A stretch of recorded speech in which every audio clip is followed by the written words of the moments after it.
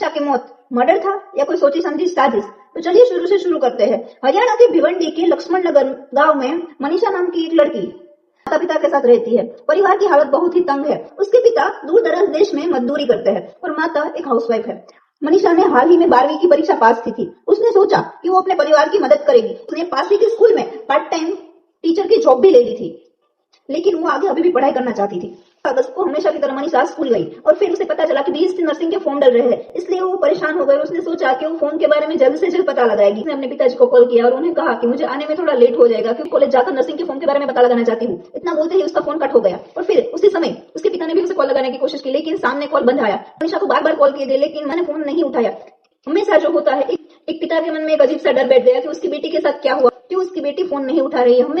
हमेशा ही एकदम शांत दिखने वाली मनीषा ने कभी भी ऐसा नहीं किया था, इसलिए उसके पिता के मन में डर बैठ गया कि उसकी बेटी ने फोन क्यों नहीं उठाया। इस बात को ध्यान में रखते हुए उसके पिता डर गए और वही उसी समय वो सिंघाड़ी गए। उन्होंने आसपास देखा पर मनीषा कहीं पे नहीं थी, इसलिए उन्होंने डर कर 112 में कॉल किया। पुलिस वहां पे आई और मनीषा के बताए गए कॉलेज पे जाके वहां पे पूछताछ की। पुलिस ने उस कॉलेज में जाकर पूछताछ की। वहां पे 3 कर्मचारी नशे में धुत थे। उनसे पूछताछ की कि मनीषा यहाँ पे आई थी, तो उन्होंने साफ मना कर दिया कि मनीषा वहां पे नहीं आई थी। उसके पिता ने सीसीटीवी फुटेज देखने के बारे में सोचा और उन्होंने पुलिस से कहा कि सीसीटीवी फुटेज देख लेते हैं। तभी कर्मचारियों ने ऐसा कहा कि तालाबंद है, स्टाफ अवेलेबल नहीं है।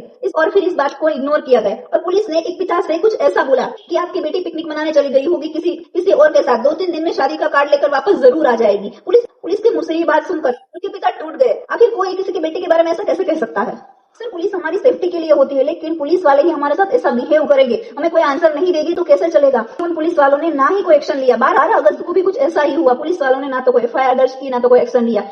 रात को एफआईआर दर्ज की गई। पुलिस वालों ने तभी एक्शन लिया होता, मनीषा के कॉल को ट्रेस किया होता, सीसीटीवी फुटेज चेक की होती और कॉलेज के उन कर्मचारियों से बहुत ही अच्छी तरीके से पूछताछ की होती, तो मनीषा मिल चुकी होती है। ऐसे ही 2 दिन बीत गए। 13 अगस्त सुबह के समय एक आदमी खेतों के पास से निकलता है, तब वो क्या देखता है कि वहां पे एक लाश पड़ी हुई है जिसका चेहरा पूरा जला हुआ है। जाने किसी ने उसकी पहचान ही मिटा दी होगी। बालों के बीच से थोड़ा थोड़ा चेहरा दिख रहा था। उसके गले पे बहुत ही बड़ा कट लगा हुआ था और उसके पूरे कपड़े अस्त व्यस्त थे। उस आदमी ने पुलिस को कॉल किया। पुलिस वहां पे आई। उन्होंने मनीषा के पिता को कॉल लगाया। मनीषा के पिता को लाश की पहचान के लिए वहां पे बुलाया गया। मनीषा के पिता लाश को देखकर ही, लाश को जैसे ही देखा वो सुध-बुध खो बैठे। उन्होंने सिर्फ कपड़े देखकर ही बोल दिया कि वो उनकी ही बेटी है। उन्होंने सुध-बुध खोकर वहां पे ही गिर गए। गांव वाले सभी रोड पर उतर आए। उन्होंने कैंडल मार्च किया, मनीषा को जल्द से जल्द न्याय मिले ऐसी कोशिश की। अंत में पुलिस ने फिर से पोस्टमार्टम किया गया और इसमें ये सामने आया है कि मनीषा ने खुद ने जहर पिया है और उसके बैग में से एक नोट मिला है जिसमें लिखा हुआ है कि मनीषा ने सुसाइड किया है। वो नहीं चाहती थी कि उसकी पढ़ाई का बोझ उसके पिता पर आए,